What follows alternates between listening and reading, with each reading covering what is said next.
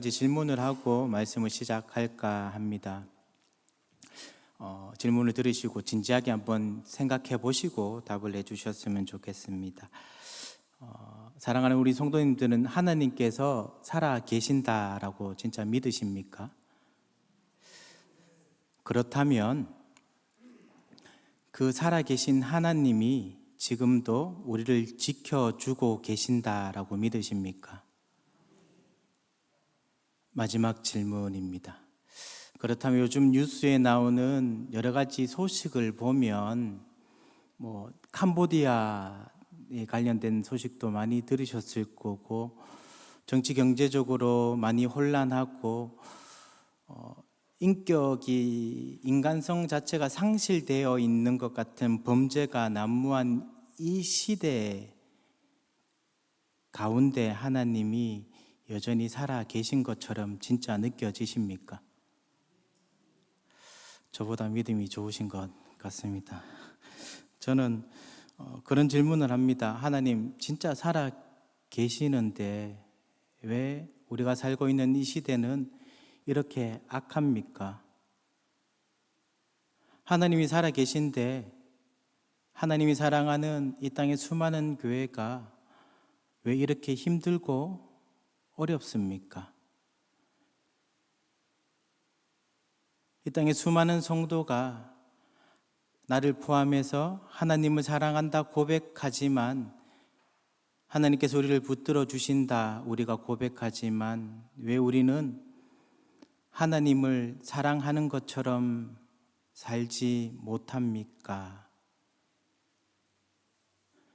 우리는 이런 질문을 하게 될 겁니다. 사실 이해되지 않는 일들이 많이 있지 않습니까? 하나님께서 진짜 살아계신데 왜 이렇게 시대는 악해져 있을까? 이런 질문을 비단 우리만 했던 것이 아닌 듯합니다. 오늘 함께 보려고 하는 히브리서에 나오는 이 수신자들도 그런 고민을 했던 것 같습니다. 오늘부터 히브리서를 조금씩 살펴보려고 하는데요, 히브리서는 참 신기한 책입니다. 저자도 정확히 누구인지 알 수 없는 책입니다. 흔히들 사도 바울이라고 많이 이야기는 하고 있지만, 정확하게 무조건 사도 바울이야 라고 이야기할 수 있는 사람은 없습니다. 디모데라는 이름 혹은 또 여러 가지 단어들을 통해서 사도 바울일 겁니다 라고 이야기를 하고 있을 뿐, 저자도 정확히 누구인지 모르겠고 수신자도 정확히 어떤 사람들이라 이야기하기도 애매합니다.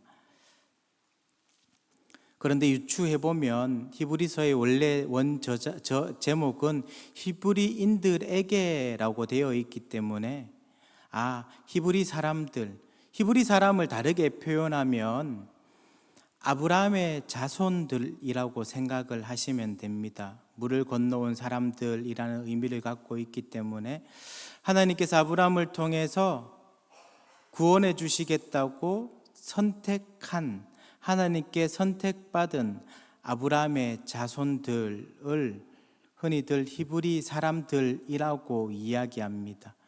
하나님께서 본토 친척 아비 집을 떠나라, 그리고 내가 너에게 보여줄 그 땅으로 가면 내가 그 땅을 너에게 주고 너에게 자녀도 주고 복도 주겠다. 하나님께서 약속하셔서 그 믿음을 가지고 가나안 땅에 들어갔던, 그러나 하나님께서 그 땅을 완전히 주시겠다 했던 그 약속이 성취되기 위해서는 창세기 15장에서 햇불 언약을 통해서 애굽으로 가고 난 다음에 400년 종살이하고 이 땅에, 가나안 땅에 살고 있는 이 아낙 족속들의 죄가 가득 차면, 그러면 이 사람들을 몰아내고 내가 이 땅을 너에게 주겠다. 지금 몰아내는 과정을 우리는 매주일 목사님을 통해서, 여호수아 본문을 통해서 듣고 있지 않습니까? 하나님께서 아브라함에게 약속했던 그 약속이 지금 성취되어 가고 있는 그 과정들을 이야기하고 있는 겁니다. 그리고 그 땅을 하나님께서 주셨죠. 그러나 그 백성들이 온전히 다 해렘하지 못했기 때문에, 진멸하지 못했기 때문에, 하나님의 말씀에 온전히 순종하지 못했기 때문에 결국 그 땅이 또 악해졌고, 그리고 하나님께서 다윗이나 수많은 사람들을 통해서 역사를 이루어 주셨지만 여전히 그들의 끊임없는 제들을 통해서 하나님께서 400년 침묵하시고 다시 한 번 더 구원해 주시기 위해서 예수 그리스도를 보내주시는 그 백성들, 그 사람들을 히브리 사람들이라고 이야기합니다. 이 히브리 사람들, 다르게 표현하면 유대인들은 약속된 메시아를 기다리고 있었던 사람입니다. 구약이 끝나고 난 다음에 신약이 되어서 두 부류로 나눠지죠. 하나님께서 약속해 주신 메시아가 예수다라고 이야기하는 사람들과 그렇지 않다, 하나님께서 나무에 달린 자마다 저주받은 자인데 하나님께 저주받은 자가 어떻게 우리의 메시아이냐. 유대인들은 종려나무 가지 흔들면서 예수 그리스도를 기다렸던 거죠. 그리스도를 기다렸던 거예요. 종려나무 가지 흔들었다는 것은 200년 전에 마카비라는 위대했던 전쟁에서 싸움을 할 수 있었던 이 장군처럼 로마를 기꺼이 이길 수 있는 그런 메시아를 기다렸던 거지, 십자가에 못 박혀 죽은 어린 낙이 타고 오는 이 힘없는 메시아를 기다리진 않았었습니다. 그래서 예수는 메시아가 아니야 라고 이야기했던 두 분류가 있었던 거죠. 그 둘 중에 예수가 메시아입니다, 예수가 그리스도입니다 라고 고백했던 그 히브리 사람들에게 오늘 이 책을 썼던 거예요. 그들은 지금 로마 치하에 살고 있는데요, 같은 종족이었던 히브리인들에게도 지금 핍박을 받고 있습니다. 왜? 예수가 메시아가 될 수가 없는데 왜 예수를 믿어? 예수님을 누가 죽입니까? 누가 십자가에 못 박아 죽입니까? 유대인들이 죽이지 않습니까? 히브리인들이 죽이지 않습니까? 그는 절대 메시아가 될 수 없다, 그가 하나님이 아니다라고 했기 때문에 십자가에 못 박았던 거예요. 그러나 그분을 그리스도로 믿었던 그 유대인들, 그 히브리 사람들을 이야기하고 있는 겁니다. 유대인들에게만 핍박을 받았던 것이 아니고 누구에게도 핍박받았던 겁니까? 로마에게도 핍박받았던 거예요. 아이러니하게 유대 종교는 로마에게 허락을 받았습니다. 그들은 자유롭게 종교 생활을 할 수 있었으나 기독교인들은, 예수 믿는 사람들은 그들은 핍박을 받았던 거예요. 퀴리오스, 로마 황제에게만 주라고 고백해야 되는데 예수님을 메시아로 고백하는 사람들은 누구만 주라고 고백할 수 있습니까? 예수님만을 주라 고백할 수 있었기 때문에 로마인들에게도 핍박받았던 거예요. 하나님께서 우리에게 메시아를 보내주셨고 그리스도를 보내주셨고 그를 통해서 우리가 복을 받을 거라 생각하고 그분을 믿었었는데, 같은 유대인들에게도 핍박받고 우리를 통치하고 있는 이 로마인들에게도 핍박받고 도대체 어떻게 해야 되지, 이런 고민이 있을 때 그들에게 썼던 편지가 바로 히브리서입니다. 하나님이 살아계신 것 같은데, 분명히 하나님이 살아계신데 하나님 아버지, 왜 이 땅이 이렇게 힘들고 어렵습니까?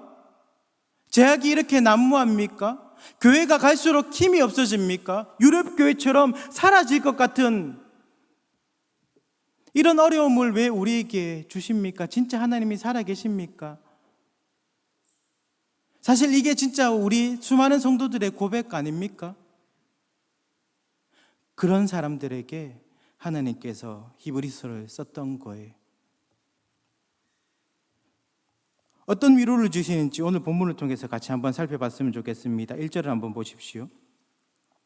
옛적의 선지자들을 통하여 여러 부분과 여러 모양으로 우리 조상들에게 말씀하신 하나님께서 그렇게 말씀하십니다. 옛적이란 것은 구약 때라고 생각하시면 됩니다. 구약 시대 때는 하나님께서 선지자들을 통하여서 여러 부분과 여러 모양으로 우리 조상들에게 말씀해 주셨다는 겁니다. 무엇을 말씀해 주셨냐면 하나님께서 누구이고 우리가 누구인지, 그래서 우리에게 구원이 필요한데 하나님께서 우리에게 어떻게 구원을 이루어 가실 건지, 하나님께서 우리에게 메시아를 보내줄 거니까 그분을 기다리고 믿으라고 하나님께서 수많은 선지자들을 통해서 수많은 역사들을 보여주셨지 않습니까? 그걸 이야기하고 있는 거예요. 내가 너희들의 하나님이 되고 너희들이 내 백성이 될 때 내가 너희들을 어떻게 구원하는지를 한번 봐봐라고 이야기하면서 하나님을 잘 몰랐던 사람들에게 선지자들을 통해서 수많은 역사들, 기적들을 보여주셨던 거예요. 출애굽하라고 해서 애굽에서 나왔더니 그들 앞에 무엇이 있었습니까? 하나님께서 구름 기둥과 불 기둥으로 그 이스라엘 백성들을 인도해 주셨습니다. 애굽에서 나올 때 하나님께서 구름 기둥과 불 기둥으로 그 백성들이 나오는 길을 인도해 주셨다고요. 그런데 정작 그들이 맞닥뜨렸던 것은 무엇이었습니까? 홍해였던 겁니다. 하나님께서 오라 해서 그곳에 딱 왔는데 하나님께서 나가라 해서 나갔고 하나님께서 가라고 해서 그곳에 갔는데 뒤에는 군사가 오고 앞에는 홍해가 있을 때 어떻게 해야 됩니까? 할 때 하나님께서 기적을 보여주시지 않습니까? 우리가 너무 잘 알고 있는 홍해가 갈라지는 기적들, 구약의 선지자들을 통해서 하나님께서 이런 기적을 보여주셨던 거예요. 가나안 땅에 들어가라고 하나님께서 말씀하셨습니다. 들어가려고 정찰을 딱 하고 보니까 우리가 절대 이길 수 없는 아낙 족속들이 있는 겁니다. 하나님 아버지, 우리는 메뚜기 같습니다. 우리는 이길 수 없습니다. 그러나 그 요단강을 건너자마자 그냥 성 7번 돌고 나팔을 불었더니 성이 무너지고 말할 수 없는 거인들을 기적으로 능력으로 하나님께서 전쟁에 승리하는 것들을 보여주셨지 않습니까? 열왕들을 통해서 그들이 실패했음에도 불구하고 하나님께서 아수르를 무너뜨리고 바벨론을 무너뜨리고 하나님께서 그 남은 자들을 끝까지 지켜주는 것들을 우리에게 보여주셨지 않습니까? 그것들을 경험했던 히브리 사람들이, 유대인들이 하나님, 지금 이 시대에는 왜 그런 기적들을 우리에게 보여주지 않습니까? 하나님이 살아계신데 왜 신천지 같은, 통일교 같은 말도 안 되는 저런 이단들이 훨씬 더 우리보다 부흥하고 잘 되는 것처럼 느껴집니까? 교회에 있는 수많은 청년들이 다 어디가 있습니까? 왜 신천지에 다 가 있을까요? 그 똑똑한 수많은 사람들이 왜 통일교회에서 그렇게 말도 안 되는 사이비 집단에서 그렇게 종교 생활을 하고 있습니까? 여러분들은 이해가 되십니까? 저는 아무리 생각해도 이해가 안 됩니다.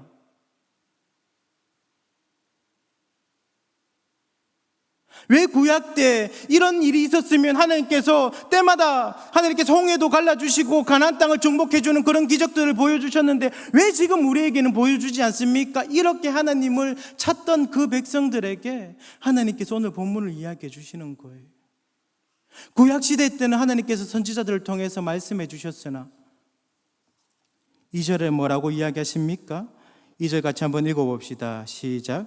이 모든 날 마지막에는 아들을 통하여 우리에게 말씀하셨으니, 여기까지만 읽을게요. 이 모든 날 마지막에는, 마지막 때를 이야기합니다. 종말을 이야기하는 거죠. 그런데 이 종말은 예수님께서 다시 오실 재림의 종말 때만을 이야기하는 게 아니고 예수님께서 초림하셨던 그 순간부터 다시 오실 그 순간까지를 우리는 종말이라고 이야기합니다. 예수님께서 오신 그 초림하셨던 그 순간부터 마지막 다시 오실 그때까지는 하나님께서 누구를 통해서, 아들을 통해서 우리를 어떻게 지켜주시는지 말씀해 주신다라는 거예요.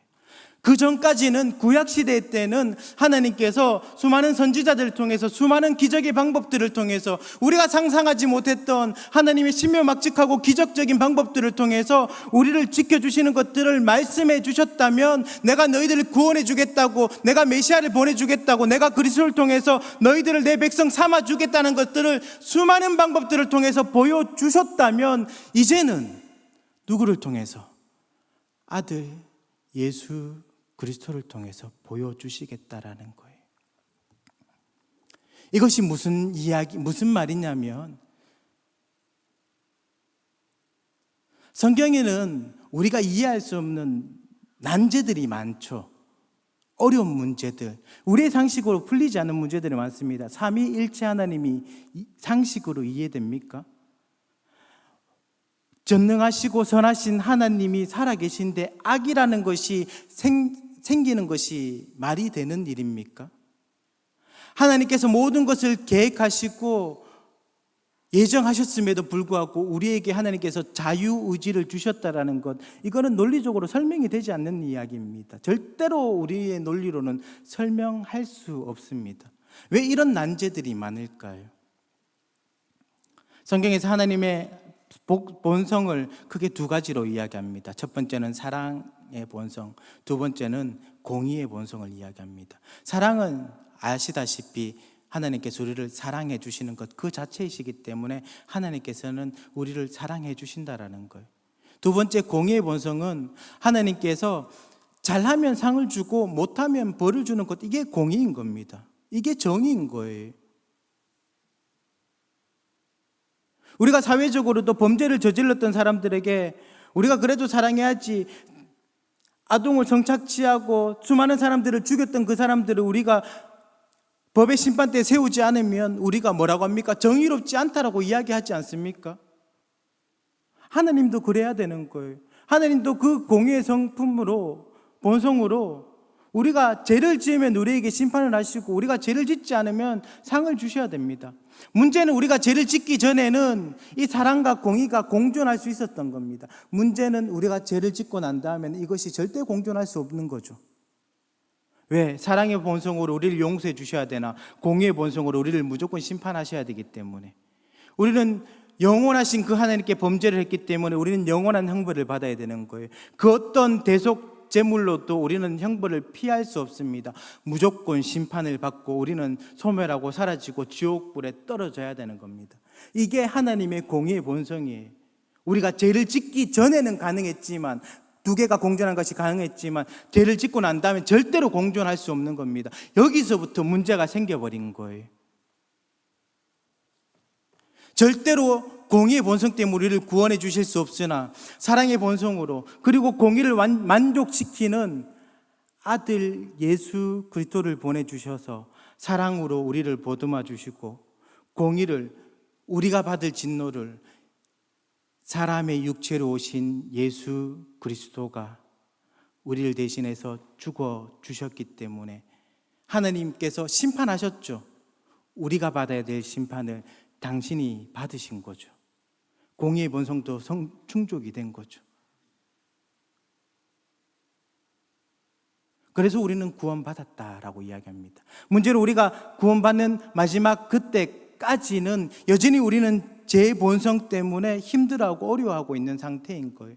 그래서 지금 우리가 이렇게 하나님께 나와서 예배를 드리는 것 자체가 기적인 거지, 우리의 모든 수많은 우리의 일상들은 이해되지 않는 일상들이 정상이라는 겁니다. 다르게 표현해서 하나님께서 우리에게 사랑을 주시려고 좋은 것을 주시면 뭐합니까? 하나님께서 주셨던 수많은 좋은 것들을 우리는 어떻게 합니까? 범죄를, 더 큰 범죄를 저지르고, 더 큰 권력이 생기면 더 큰 범죄를.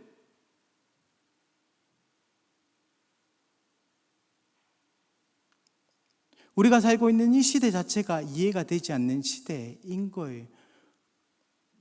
그런 시대를 우리가 만들었고, 그런 말할 수 없는, 이해될 수 없는 구원의 방법을 하나님께서 구원해 주셨기 때문에 완전한 구원이 오기 전까지는 우리는 우리의 논리로 절대 이해할 수 없는 시대를 살 수밖에 없는 겁니다. 그래서 하나님께서 이제 우리가 진짜 복받은 것을 무엇으로 이야기해 주냐면 아들 예수 그리스도를 통해서 이야기해 주시겠다라는 거예요. 우리한테 진짜 중요한 것은 무엇이냐면, 단편적으로 제가 설명을 해드릴게요. 우리는 원래 하나님께 범죄를 저질렀기 때문에 사형을 당해야 되는 사형수입니다. 그렇지 않습니까? 그런데 절대로 이 사형에서 벗어날 수 없는 사형수였음에도 불구하고 하나님께서 기적같이 아들을 보내주셔서, 이 논리는 우리가 이해할 수는 없습니다. 이해할 수 없는 이 하나님의 사랑의 논리로 우리를 구원해 주셨어요. 우리에게 진짜 필요한 건 뭐냐면, 이 예수 그리스도가, 우리를 구원해 주셨던 예수 그리스도가 진짜 우리를 구원해 주실 수 있는 분인지 없는지, 이게 더 중요한 거지. 지금 내가 사형수인데 내가 오늘 반찬을 받았는데 햄이 나왔는지, 소세지 좋은 음식이 나왔는지, 이게 중요한 게 아니잖아요. 내가 사형에서 면함을 받았는지 면함을 받지 못했는지, 이게 더 중요한 거 아닙니까? 예수 그리스도를 통해서 내가 진짜 구원을 받았는지 구원을 못 받았는지 이게 중요한데, 우리는 이 땅을 살면서 무엇을 이야기하고 있냐면, 하나님 사형에서 면했는데 왜 저 사람은 반찬을 좋은 걸 주고 우리한테는 좋은 반찬을 안 줍니까? 이게 하나님께서 진짜 우리를 사랑해 주시는 겁니까? 이런 질문을 하고 있는 거예요. 그래서 하나님께서 우리에게 구약에는 수많은 선지자들을 통해서 하나님의 말씀을, 복음을 우리에게 알려주셨다면, 이제 예수 그리스도를 통해서 하나님의 진짜 복음이 무엇인지 알려주신다라는 거예요. 진짜 우리에게 필요한 기적은 무엇이냐면, 변하지 않을 것 같은 교회에 수많은 사람들이 갑자기 막 찾아와서 막 교회가 갑자기 부흥하고 변하지 않을 것 같은 사람들이 막 이런 게 아니고, 예수님께서 진짜 하나님인가? 그게 우리한테 가장 필요한 질문이라는 겁니다. 그래서 2절을 보시면, 이 모든 마지막 날에 아들을 통하여 우리에게 말씀하셨으니, 우리한테 진짜 중요한 건 아들이 누구냐라는 거예요. 이 아들을 만유의 상속자로 세우시고 또 그로 말미암아 모든 세계를 지으셨느니라. 이 아들이 누구입니까? 우리를 구원해 주셨던 성부 하나님 그 본체시라고 이야기하는 거예요. 만유의 상속자 하나님께서 그 아들 예수에게 만유를 상속자로 세워주셨고, 아들을 통해서 모든 세계를 지어주셨고, 3절 같이 한번 읽어보실까요? 3절입니다. 시작. 이는 하나님의 영광의 강체시요 그 본체의 형상이시라. 그의 능력으로 말씀으로 만물을 붙드시며 죄를 정결하게 하는 일을 하시고 높은 곳에 계신 지극히 크신 이의 우편에 앉으셨느니라. 수많은 유대인들이 바라볼 때는, 예수님을 그리스도로 믿지 않는 수많은 유대인들이 바라볼 때는 십자가에 달려 죽은 이 예수는 하나님이 아니었던 거예요. 그리스도가 아니었던 겁니다. 그는 우리를 구원해 줄 수 없는 존재로 여겼던 거예요. 십자가에 나무에 달려 죽은 자가 우리를 어떻게 구원해 줄 수 있냐라고 질문하였기 때문에 그들은 예수님을 메시아로 믿지 아니하였습니다. 그러나 그 예수님을 메시아로 믿었던 사람들에게 가장 중요한 질문은 무엇입니까? 오늘 하루 내가 얼마나 행복하고 얼마나 좋은 옷을 입고 얼마나 따뜻한 집에서 사느냐 살지 않느냐, 이것이 중요한 것이 아니고 내가 붙들고 있는 이 예수가 진짜 그리스도인가 아닌가, 이게 훨씬 더 중요한 것 아닙니까? 하나님께서 절대로 사형에서 면할 수 없는 나에게 예수님을 통해서 사형수에서 무죄 방면해 주겠다고 이야기하신다면 예수님이 진짜 그럴 수 있는 존재인가 아닌가, 이게 우리한테 중요한 거지, 오늘 하루 내가 무엇을 입었는가, 이게 도대체 왜 중요합니까? 예수 그리스도를 이야기해 주고 있는 거예요. 하나님의 영광의 강체시라고 이야기하는 겁니다. 영광이라는 것은 하나님을 나타내시는 그 본 하나님과 동일한 하나님이라고 이야기하는 거예요. 그 본체의 형상이시고 그의 능력의 말씀으로 만물을 붙드셨고, 하나님께서는 이제 전능하신 능력으로 세상을 다스렸던 그 하나님께서 예수 그리스도에게 그 만물을 주셨던 거예요. 뿐만 아니라 절대 우리의 죄가 정결해질 수 없음에도 불구하고 예수 그리스도로 말미암아 우리의 죄가 정결해질 수 있다라고 이야기하시는 거죠. 지금도 하늘 보좌 우편에서 하나님의 그 능력으로 우리를 지켜주고 계신다라는 겁니다. 말씀을 마무리하도록 하겠습니다. 여러분들은 하나님이 살아계신다라고 믿고 있지만 우리가 살고 있는 이 시대가 진짜 하나님이 살아계신 것 같이 느껴지십니까? 사실 우리의 본성에서, 우리의 이성에서, 우리의 합리적인 상식에서는 그게 느껴지지 않는 게 정상입니다. 왜냐하면 하나님께서 우리를 구원해 주시는 것, 이 사실 자체가 우리의 논리로 이해될 수 없는 그 시대를 우리는 꾸준히 살고 있는 거거든요. 우리의 논리로 이해되지 않음에 대해서 하나님 이걸 이해시켜 주시고 이걸 보여주십시오, 이게 우리한테 필요한 게 아닙니다. 하나님, 어떻게 우리가 구원을 받을 수 있습니까? 어떻게 죽을 수 없는 그 하나님이 가장 낮은 인간의 모습으로 우리를 위해서 이 땅 가운데 오시고 우리를 위해서 죽어 주실 수 있습니까? 하나님이 어떻게 죽을 수 있습니까? 이게 우리에게 궁금한 질문이 되어야 된다는 거예요. 진짜 하나님이 우리를 위해서 죽어 주실 수 있습니까? 예수님이 진짜 하나님입니까? 그런데 그 예수가 진짜 하나님이시라고 이야기하는 겁니다. 얼마나 은혜입니까? 그 구원자 예수 그리스도가 하나님과 동등하신 분이며 지금도 하나님의 그 능력으로 우리를 지켜보시고 우리를 위해서 중보해 주시는데 무엇이 두렵고 무섭습니까? 마지막 때 하나님께서 우리를 완전하게 해 주실 겁니다. 이해되지 않는 이 시대 가운데 하나님 우리의 논리 가운데 우리의 상식 가운데 우리가 이해될 수 있는 시대로 우리에게 축복을 허락해 주십시오. 이렇게 구하는 자들이 되는 것이 아니라 이해할 수 없는 그 방법으로 우리를 구원해 주셨던 그 이해할 수 없는 하나님을 우리가 오늘도 온전히 알아갈 수 있도록 인도하여 주시옵소서. 그 예수님을 진짜 나의 구주로 고백할 수 있도록 인도해 주십시오. 그렇게 다짐하고 고백하며 살아갈 수 있는 저와 여러분들이 되었으면 좋겠습니다. 이 시간 찬송가 한 개 부르고